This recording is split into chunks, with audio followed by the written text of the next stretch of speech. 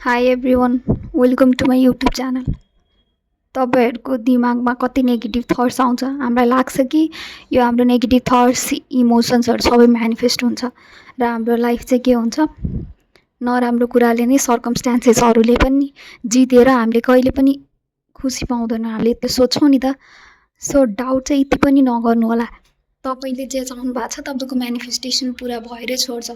म आफ्नो यो पर्सनल एक्सपिरियन्सबाट भनिरहेको छु। जब हामीलाई थाहा छ नि हामी को हो भनेर, र हामीले अब्जर्भ गर्न सक्छौँ नि त्यो नेगेटिभ थट्सहरूलाई, इमोसनहरूलाई कि म यो होइन भनेर, हो त्यो मोमेन्टमा हामीले आफ्नो म्यानिफेस्टेसन चाहिँ रियल एकदम ट्रु म्यानिफेस्ट भइसकेको भनेर जब मान्छौँ, त्यो म्यानिफेस्ट हुन्छ क्या।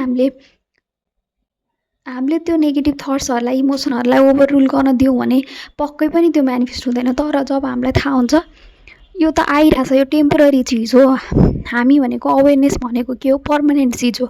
यो नेगेटिभ थट्स इमोसन टेम्पोररी चिज हो, सर्कमस्टान्सेस टेम्पोररी चिज हो। सो यो कुराले चाहिँ यति पनि मलाई इफेक्ट गर्दैन, मेरो म्यानिफेस्टेसन पक्कै आउँछ भनेर जब हामीलाई चाहिँ आफूमाथि विश्वास हुन्छ त्यो कुरा म्यानिफेस्ट भएर जान्छ। नेभर डाउट योर सेल्फ है त। By by, love you.